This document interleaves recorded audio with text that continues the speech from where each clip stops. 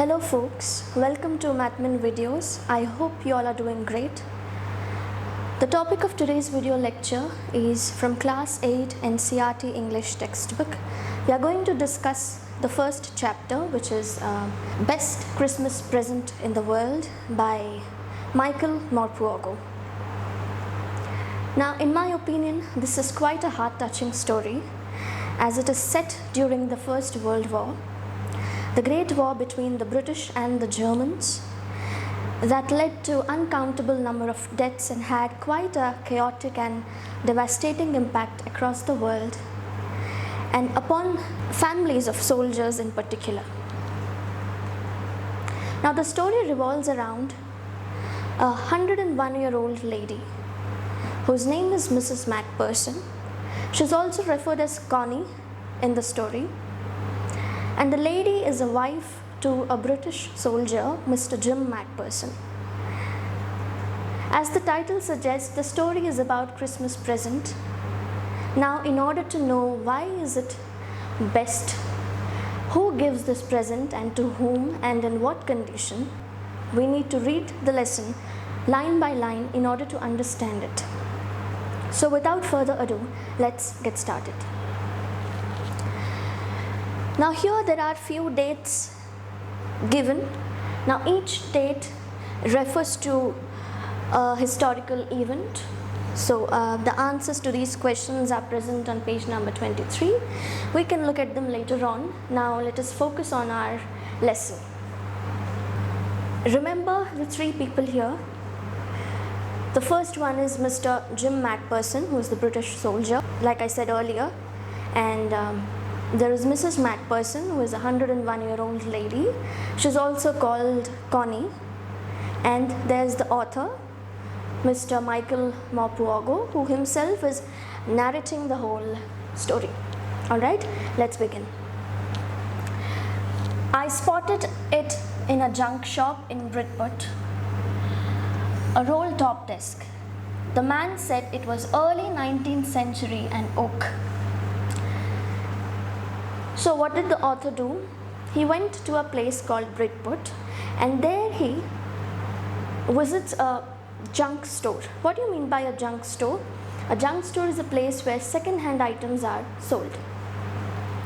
So basically, the author wishes to buy a roll-top desk and he tries to purchase in other stores, but he finds the price quite expensive. That's the reason why he visits this junk store in order to buy a second-hand desk, a roll-top desk. So what does the storekeeper tell him? The storekeeper tells the author that the roll-top desk belongs to 19th century and it is made of oak. Oak is a tree. We use its wood to make furniture. I had wanted one, but they were far too expensive. This one was in a bad condition. The roll top in several places, one leg clumsily mended. The roll top in several pieces, one leg clumsily mended, scotch marks all down one side. So what is the author saying here? He wanted to buy from other stores, but he found that they were quite expensive. At last he found one in this particular junk store, which although it was going for a lower price, it was not in a good condition. It was in a very poor condition. It was damaged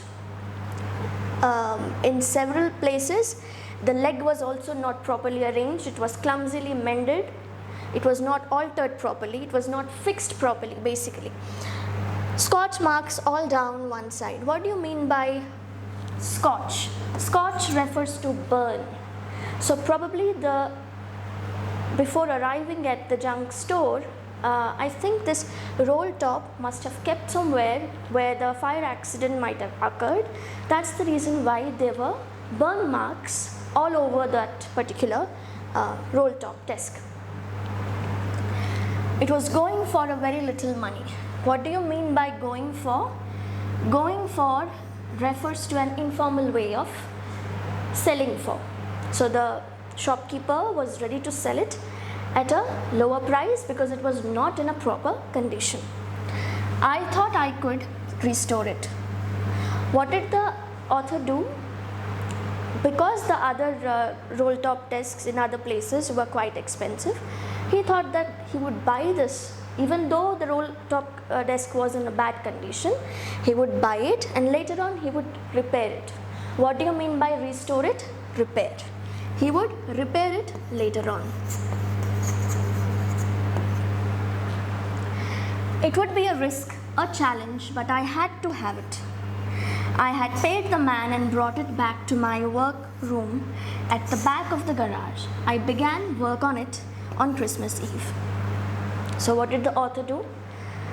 Mending that damaged roll top desk was quite a challenge because it was completely burnt in several places and the legs were not properly arranged. I'm sorry for the background noise. Despite fixing it was a challenge, what did the author do? He bought it anyway and he took it to his work room, which was at the back of his garage, and he started working on it. Basically, he started fixing the roll top desk. I hope it's clear. Now, I removed the roll top completely and pulled out the drawers. The veneer had lifted almost everywhere.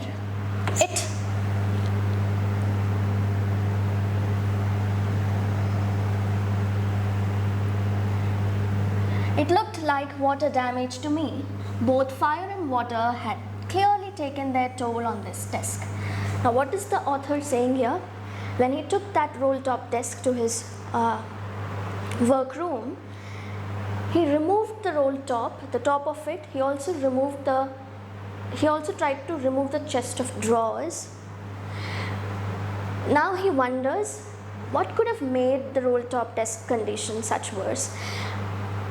He thought that it might be the effect of water and the fire. Probably the roll top desk was kept somewhere where a fire incident might have occurred, and it was also kept somewhere in the water, or the roll top desk might have come in contact of water. That's the reason why it is in such a bad state. What do you mean by taken their toll? Taken their toll means completely damaged. Okay.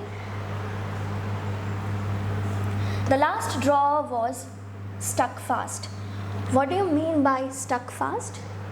It was shut tightly. The last drawer was not opening. I tried all I could to ease it out gently. In the end, I used brute force. Now the author tried really hard to open the last drawer, but he was unable to do it. In the beginning, he tried to open it gently, slowly, but he could not do it. In the end, he was frustrated and he pulled with a great force, with a very strong force. Okay, I struck it sharply with the side of my fist and the drawer flew open to reveal a shallow space underneath, a secret drawer. So what happened? Despite putting all his strength, the drawer was not opening at last. What did the author do? He kind of hit the drawer using his fist, due to which the drawer flung open. It just opened, and to his surprise, he saw another secret drawer inside it. There was something in there. I reached in and took out a small black tin box. So what did he find out? Inside the drawer, there was a tiny box made of tin. Cello-taped to the top of it was a piece of lined notepaper, and written on it in shaky handwriting, Jim's last letter received January 25, 1915. Okay, so that tin box was covered with a cello tape, and when he opened the box, he found a letter, probably an envelope, and there were the words written on it. What was written on the envelope? Jim's last letter received January 25, 1915. So this was the last letter from whom? From Mr. Jim McPherson. When was it received? On January 25th, that is the day of Christmas, 1915, which means the war was still going on. The First World War, it began in 1914 and lasted for 4 years. It ended in 1918. Alright, so now let's see what happens. To be buried with me when the time comes. What else was written on top of the envelope? To be buried with me when the time comes. So somebody has expressed their wish to be buried along with the letter. Probably the letter is so personal and so precious to the person. Who the person might be? It's none other than Mrs. Macpherson. Mrs. Macpherson might have written these words, that the letter should be buried along with her when she dies. I knew as I did it that it was wrong of me to open the box.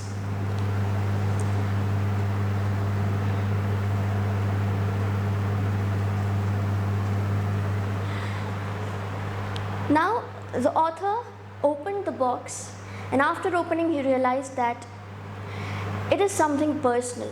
See, upon reading the words that it should be buried along with the person, it must be something quite personal, right? So it's a wrong thing to read somebody's letter or to touch somebody else's things.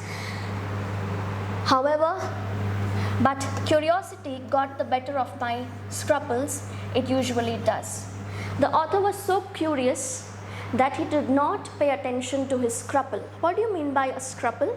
Scruple is a feeling of hesitation. When you're about to do something wrong, your heart knows that what you're doing is inappropriate, you still do it.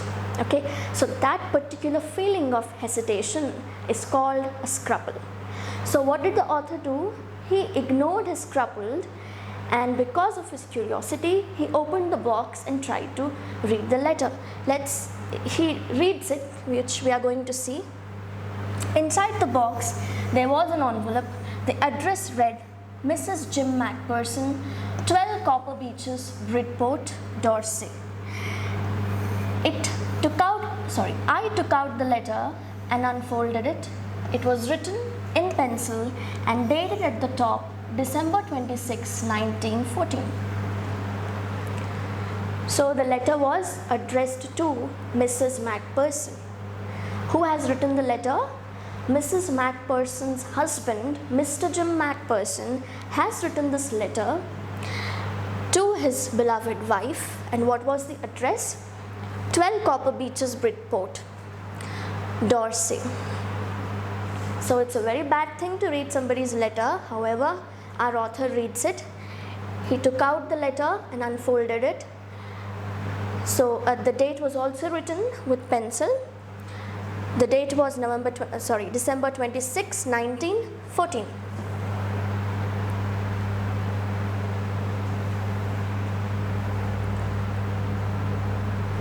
We are doing the same thing. Even we are invading somebody's privacy. We are also going to read the letter, which is wrong, but we have to do it in order to understand the story. All right. Dearest Connie, I told you in the beginning, Mrs. Macpherson is also known as Connie. That's what her husband called her lovingly, okay? Dearest Connie, I write to you in a much happier frame of mind because something wonderful has just happened that I must tell you about at once. Apparently, Mr. Jim Macpherson seems in a delighted state of mind while when he wrote the letter. He was quite happy. Something wonderful took place that he wants to share with his wife as soon as possible. We were all standing in our trenches yesterday morning, Christmas morning. It was crisp and quiet all about, as beautiful a morning as I've ever seen, as cold and frosty as a Christmas morning should be. What is Mr. Jim Macpherson telling here? So this incident, this wonderful incident, whatever Jim Macpherson is trying to tell here, took place on the Christmas morning. How was the morning here? It was crisp, cold and frosty. There was a lot of snow all around. Basically, it was a beautiful morning. And what the soldiers were doing, like I said earlier, Mr. Jim Macpherson is a British soldier, right?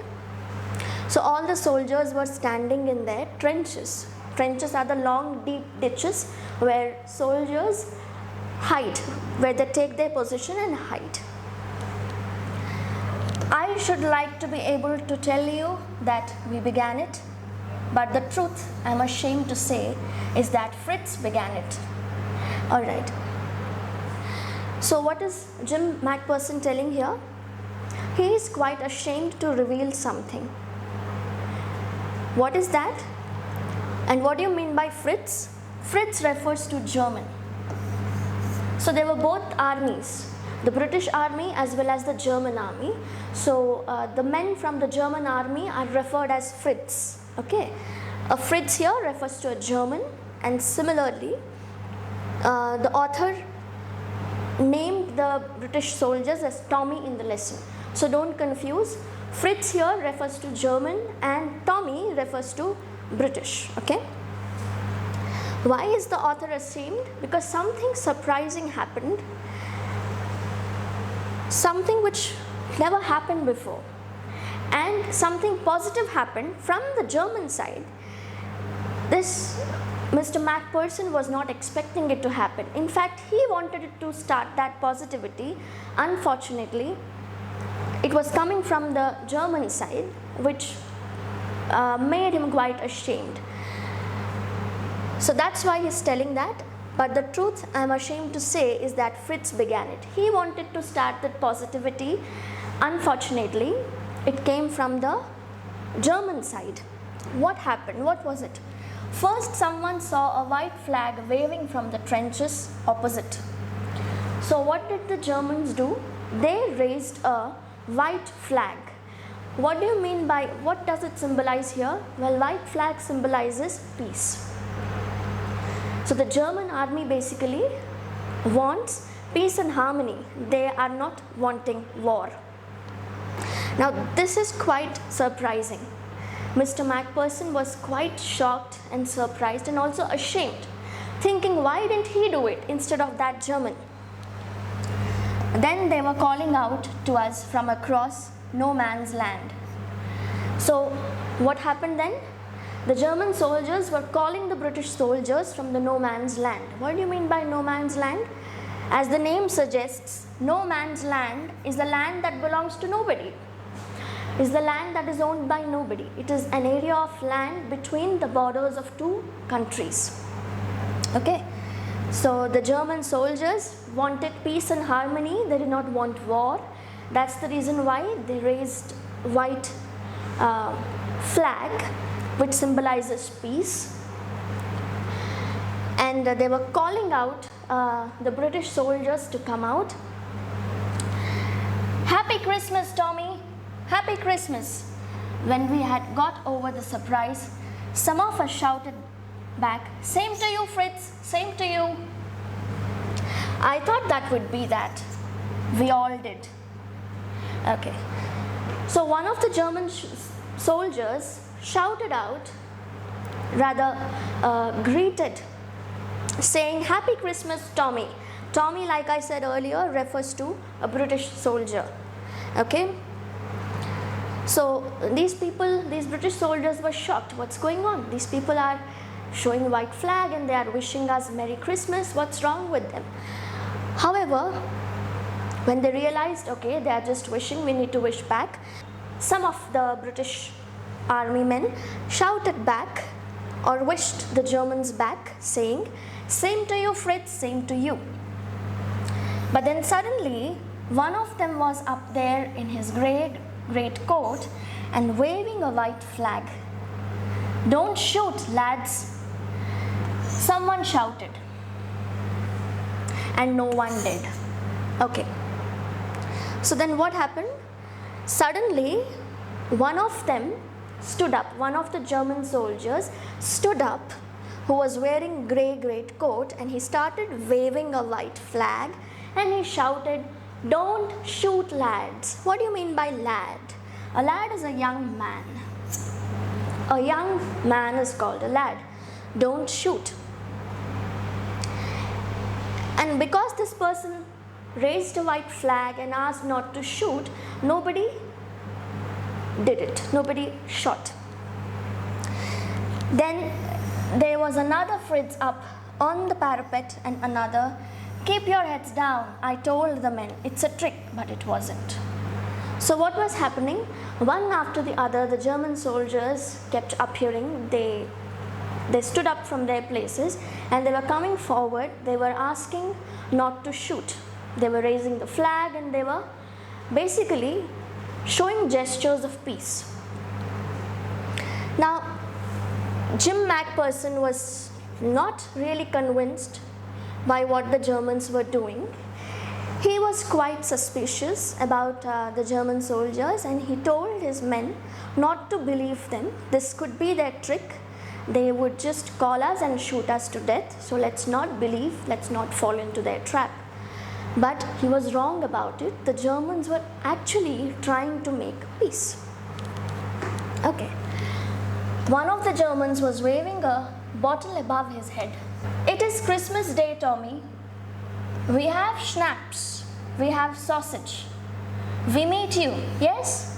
By this time, there were dozens of them walking towards us across no man's land and not a rifle between them. So what happened? After a while, the Germans stood up and they started coming forward with one of the German raised a bottle of wine and said, "It's a Christmas Day, Tommy, it's time to celebrate." What else did he say? He said, "We have snaps." What do you mean by snaps? It's a kind of a German drink.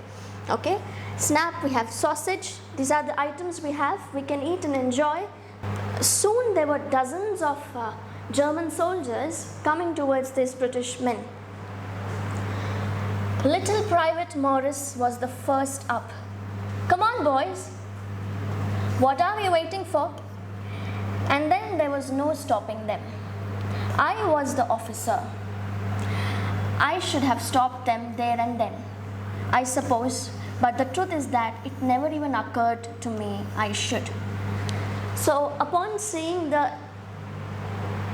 cool and happy, peaceful gesture of the German soldiers, one of the British soldiers stood up and what was his name? Mr. Morris. And he said, "Come on, boys, let's join them, let's enjoy." Now, Mr. Macpherson was basically the leader. He was the main officer. He could have stopped that Mr. Morris, but he could not do so. Somehow, even he felt that the Germans' effort was quite genuine, so he did not feel like stopping them.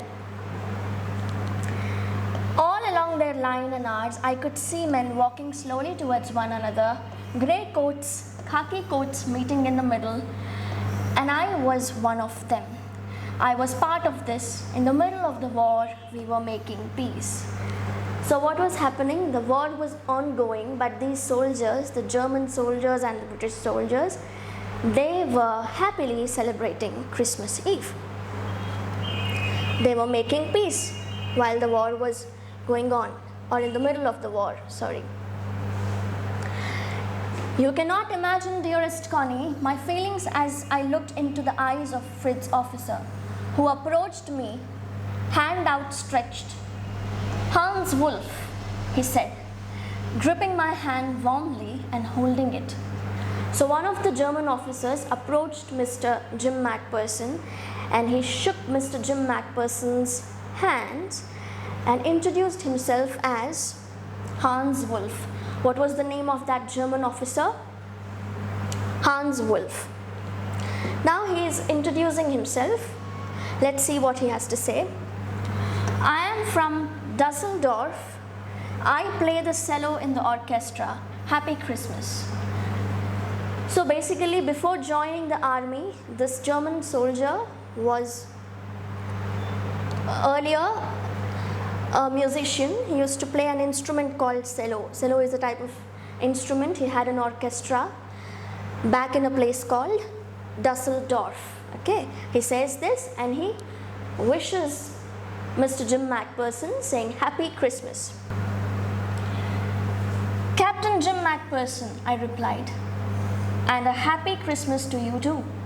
I'm a school teacher from Dorsey in the west of England. So in the reply, what did Jim Macpherson do? He also returned the handshake. He shook him back and told him that he is Jim Macpherson, and before joining the army, he worked as a school teacher in Dorsey, which is the west of England. Ah, Dorsey, he smiled. I know this place. I know it very well. We shared my rum ration and his excellent sausage, and we talked. Connie, how we talked. He spoke almost perfect English. So both the men began conversing. They ate together, they laughed, they smiled. What did Mr. Hans Wolf say? He said that he knows about the place Dorsey, and he also spoke wonderful English. Apparently, we can see that Mr. Jim Macpherson was quite delighted and surprised. We can understand through his tone while he describes to his wife. But it turned out that he had never set foot in Dorsey, never ever been to England. He had learned all he knew of English from school and from reading books in English. In the beginning, what did Hans Wolf say? He told that he is aware of this place Dorsey, but eventually Mr. Jim Macpherson learns that this man has never visited England, he has no idea of this place. Then how is he able to speak such a perfect English? Well, he learned English by reading books. He read a lot of books, okay? His favorite writer was Thomas Hardy. His favorite book, Far from the Maddening Crowd. So what did Hans Wolf tell to Mr. Jim Macpherson? He said that he read a lot of English books. One of his favorite English authors was Thomas Hardy, and he read his famous work, Far from the Maddening Crowd, and which is his favorite work. So out there in no man's land, we talked of Bathsheba and Gabriel Oak and Sergeant Troy and Dorsey. So basically, the discussion of different places happened, different things, what they did earlier and what were the places they visited. They talked about various events, okay? He had a wife and one son. Who does he refers to? Mr. Hans Wolf, okay? Mr. Hans Wolf had a wife and a son, born just 6 months ago. The son was born just 6 months ago. As I looked about me, there were huddles of khaki and grey everywhere, all over no man's land, smoking, laughing, talking, drinking, eating. So clearly there was an atmosphere of celebration around, okay? In the no man's land, both the armies were united, that is the British Army as well as the German Army. What were they doing? They were smoking, laughing and celebrating. Hans Wolf and I shared what was left of your wonderful Christmas cake. So basically, Mrs. Jim Macpherson makes a wonderful Christmas cake which she might have sent to her husband. So the cake was still there, so he shares it with Mr. Hans Wolf. He thought the marzipan was the best he had ever tasted. So the marzipan, what do you mean by marzipan? Marzipan is a German dish. It's basically a sweet paste made of crushed almonds, sugar, honey and few other things. It's used to decorate the cakes. Now because Mr. Hans was German, he appreciated the taste of marzipan, saying it's the most wonderful marzipan ever. I agreed, we agreed about everything, and he was my enemy. See, the irony here is Mr. Jim Macpherson was celebrating, laughing, smoking, drinking with his enemy. They were basically agreeing on everything, but they were enemies. Strange, right? Okay. There never was a Christmas party like it, Connie. What does Mr. Macpherson say? This was his best Christmas party. No other party was as wonderful as that particular party with the Germans. Alright, let's see what happened. Then someone, I don't know who, brought out a football. Great coats were dumped in piles to make goal posts, and the next thing we knew, it was storming against Fritz out in the middle of no man's land. So what was happening there? One of the soldiers brought a football, and in no time they saw themselves taking off their main great coats. They put their coats aside and they all started playing football. The Germans and the British army men, they started playing football together. Hans, Wolf and I looked on and cheered, clapping our hands and stomping our feet to keep out the cold as much as anything. Like we read in the beginning, it was a cold and frosty Christmas morning. So they were freezing apparently, so they started stomping their feet so that they could remain warm. What do you mean by stomp? To walk heavily, okay? Yeah. There was a moment when I noticed our breaths mingling in the air between us. He saw it too and smiled.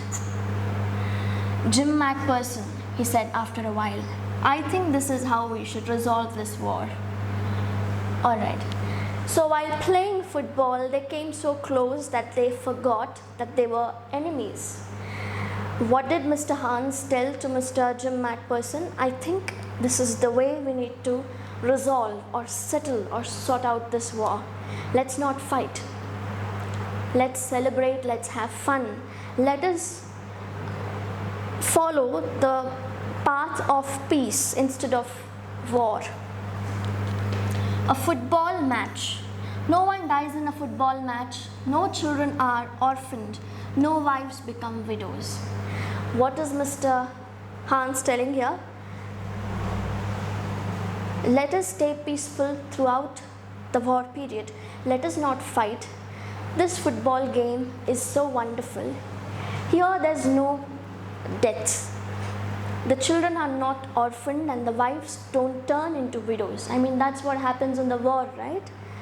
The families get completely destroyed, devastated.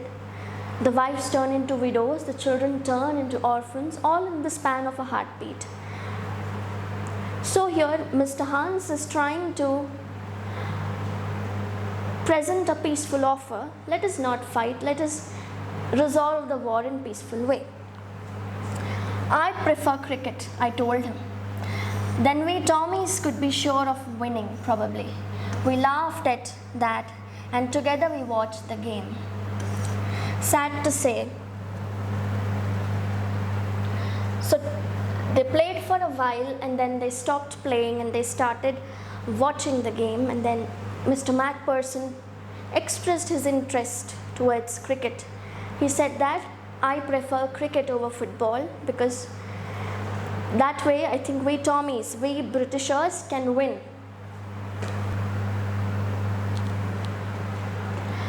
Connie, Fritz won, 2-1. But as Hans Wolf generously said, our goal was wider than theirs, so it wasn't quite fair. So who was the winner? Hans Wolf was the winner of the game. So basically Mr. Jim Macpherson was not happy with the victory. However, it was still a game, he was still happy. The time came and all too soon when the game was finished, the schnapps and the rum and the sausage had long since run out and we knew it was all over. So they played for a while. They realized that they were running out of their food supplies. The sausages were over. The rum was finished and the German drink, schnapps, were finished. So that's when they realized that they should stop playing. I wished Hans well and told him I hoped he would see his family again soon, that the fighting would end and we could all go home.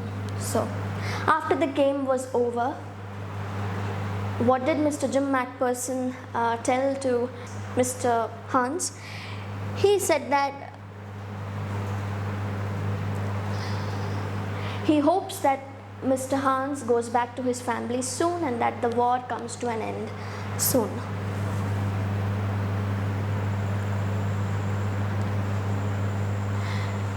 I think that is what every soldier wants on both the sides, Hans Wolf said. Then Hans Wolf replied, saying that that's what every soldier wants, even on the other side. They don't want war. They want this war to end. Everybody wants to go back to home, go back to their wife and children. Take care, Jim McPherson. I shall never forget this moment, nor you. He saluted and walked away from me slowly, unwillingly, I felt. He turned to wave just once and then became one of the hundreds of grey-coated men drifting back towards their trenches. So he saluted and greeted Mr. Jim McPherson for the last time, and then he walked towards his trench. He joined his army men. Who? Mr. Hans. That night, back in our dugouts, we heard them singing a carol. What is the meaning of carol? The songs that we sing during Christmas, okay? Carols are the songs sung during the Christmas time. So they were singing carols and singing it quite beautifully. It was Still Not.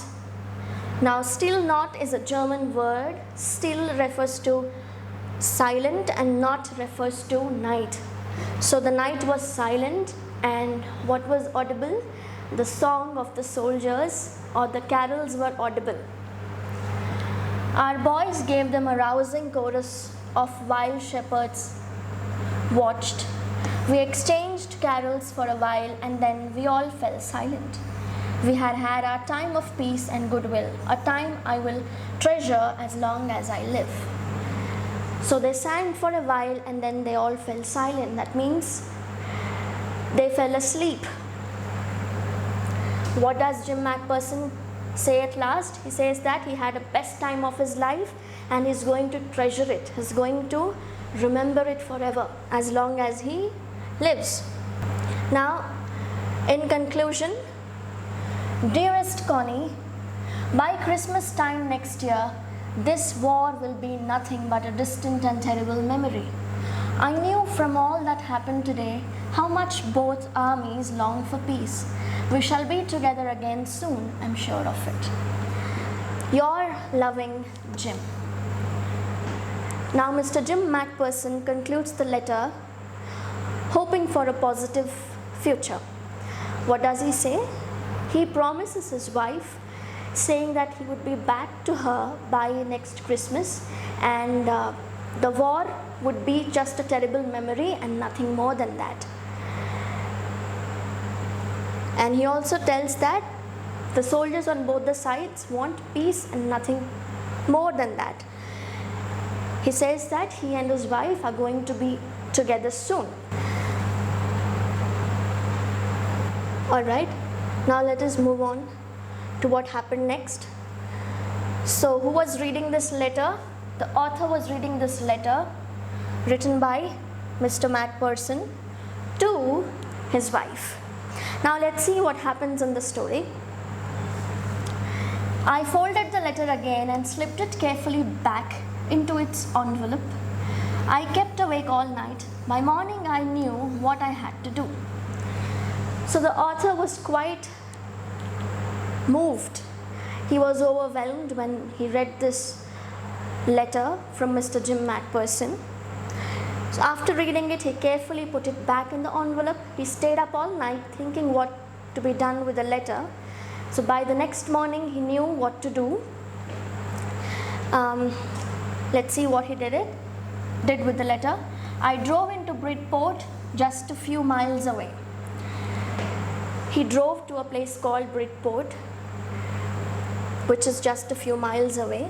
I asked a boy walking his dog where Copper Beaches was. So apparently the author is going to Mrs. Jim Macpherson's place.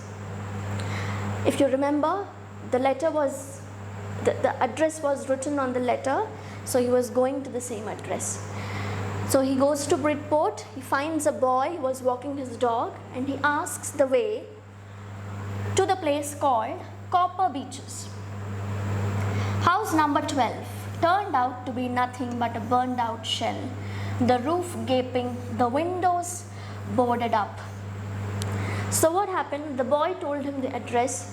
When he reached house number 12 in a place called Copper Beaches, what did he find out? There was no house.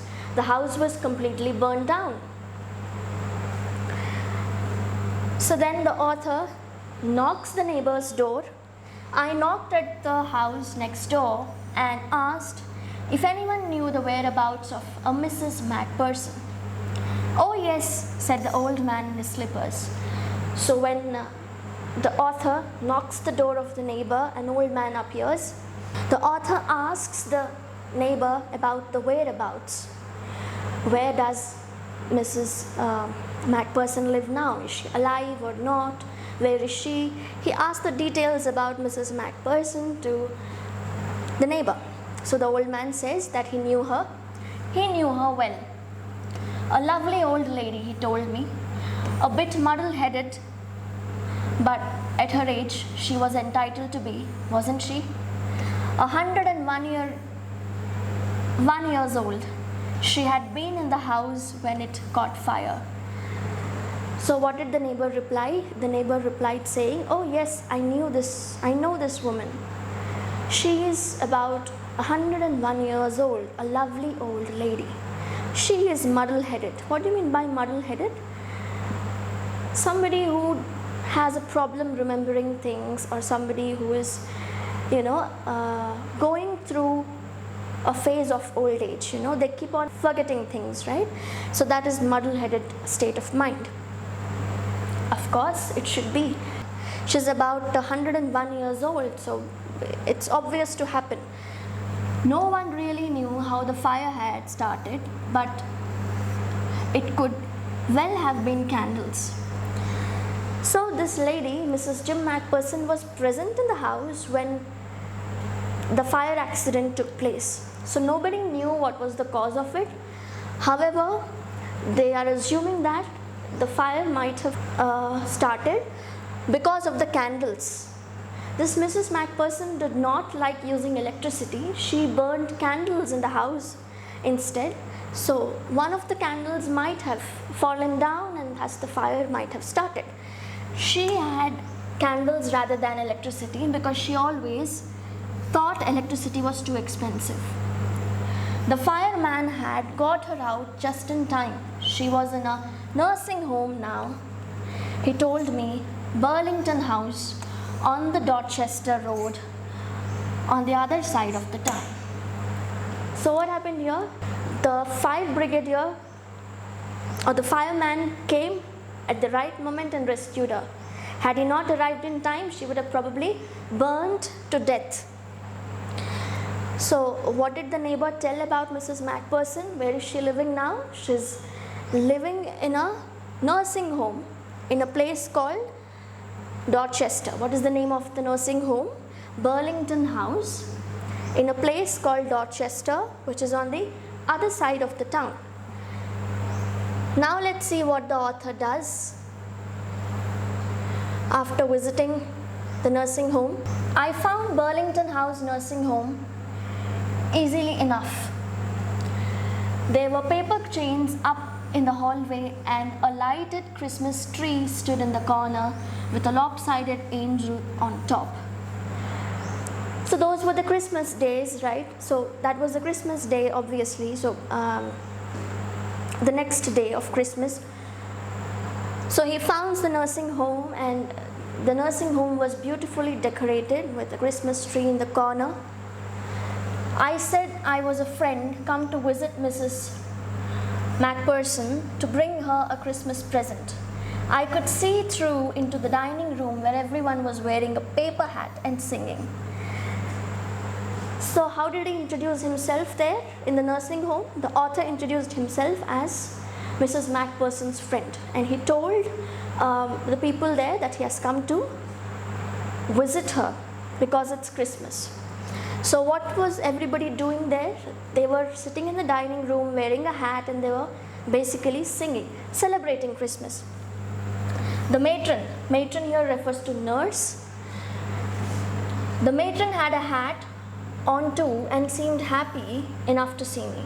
She even offered me a mince pie.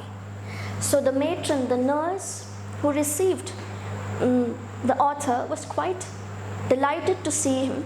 She also offered him mince pie. What do you mean by mince? When the meat is chopped into tiny and fine pieces, that's called mince. Okay? She walked me along the corridor.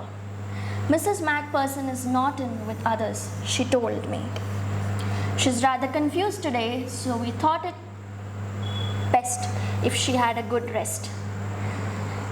So that particular day, Mrs. Macpherson was not in a right state of mind. She looked quite disturbed. So the nurse decided to give her some alone time, and it's better to let her rest. So she took the author to Mrs. Macpherson's place. She has no family, no one visits. So I'm sure she'll be only too pleased to see you. So this old lady apparently has no family. So the nurse is telling, the matron is telling that she'll be happy to see the author. That she'll be happy that somebody in these long years has actually visited her. She took me into conservatory with the wicker chairs and potted plants all around and left me. She took the author to that conservatory room where Mrs. Jim Macpherson was sitting. The old lady was sitting in a wheelchair, her hands folded in her lap. She had silver white hair pinned into a wispy bun. Now this is the description of Mrs. Macpherson. She was sitting in a wheelchair, her hands were folded, and she tied her hair up in a bun.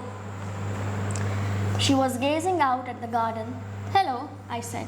She turned and looked up at me vacantly. "Happy Christmas, Connie," I went on. So what happened here? The author entered that conservatory room. He saw Mrs. Macpherson sitting in the wheelchair, looking at the garden. He calls her, saying, "Hello, Happy Christmas, Connie.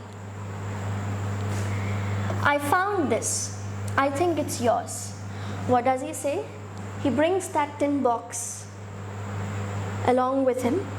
What does the tin box contain?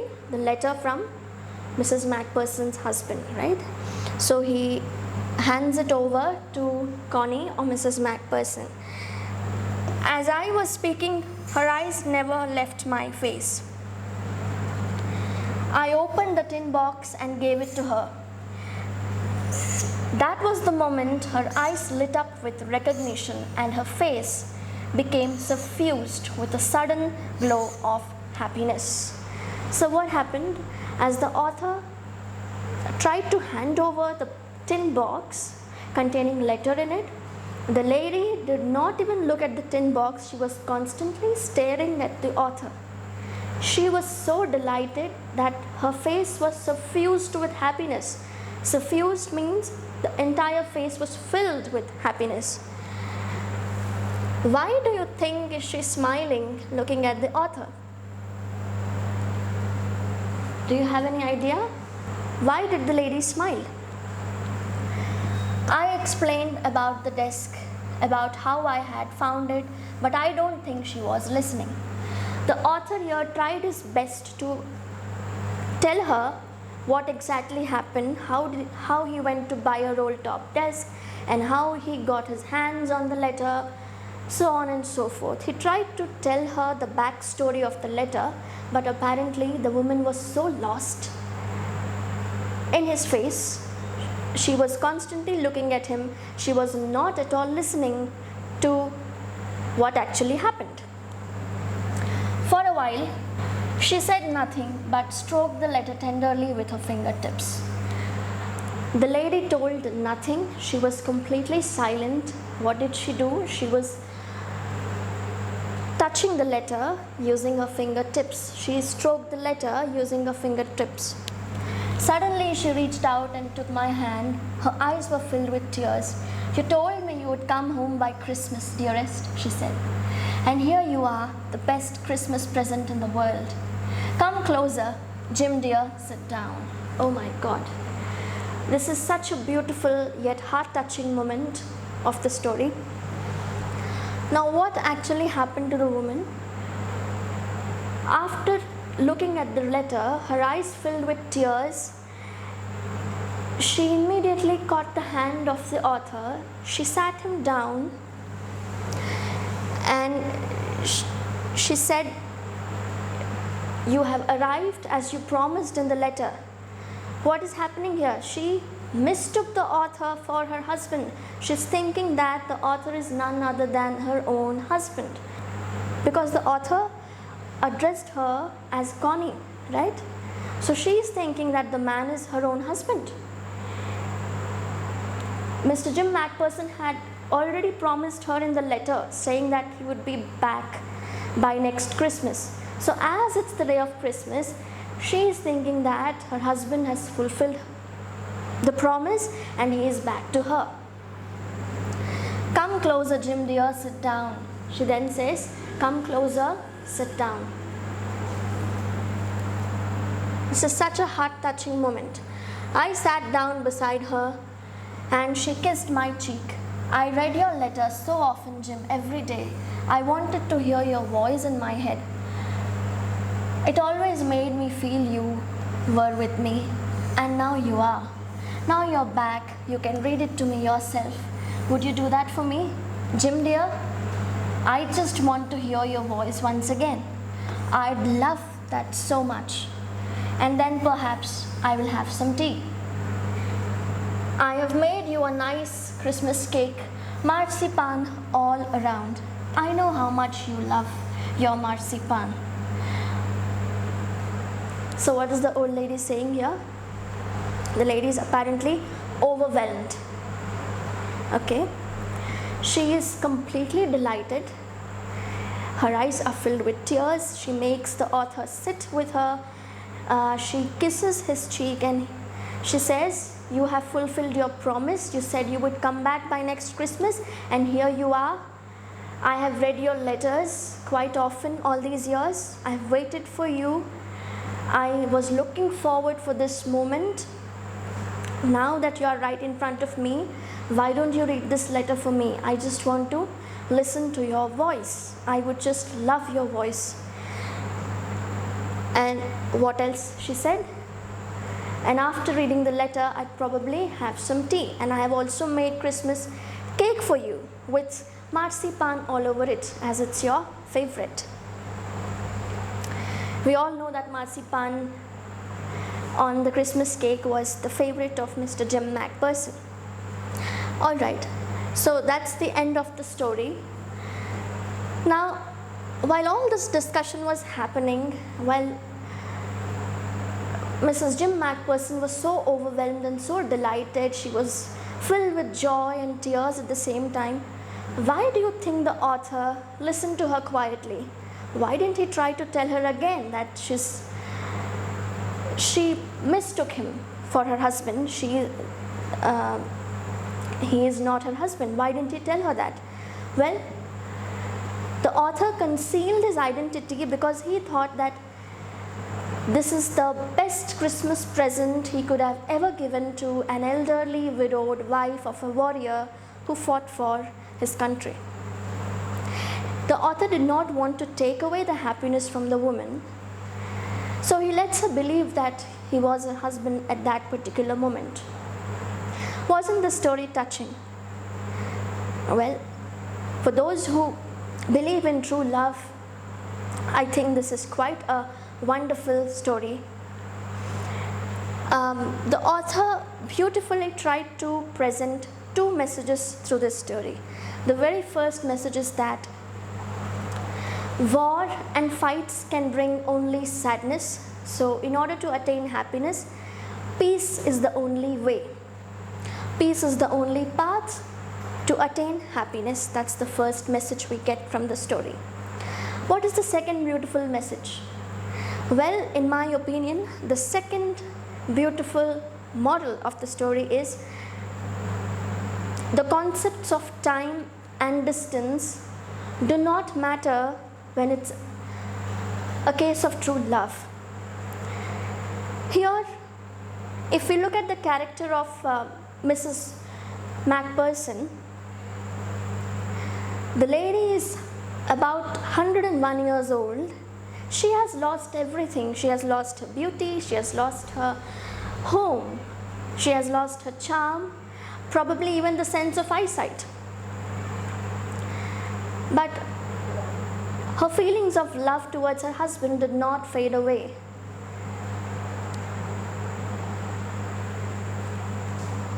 She lived all these years with the memory of her loving husband. Isn't that wonderful?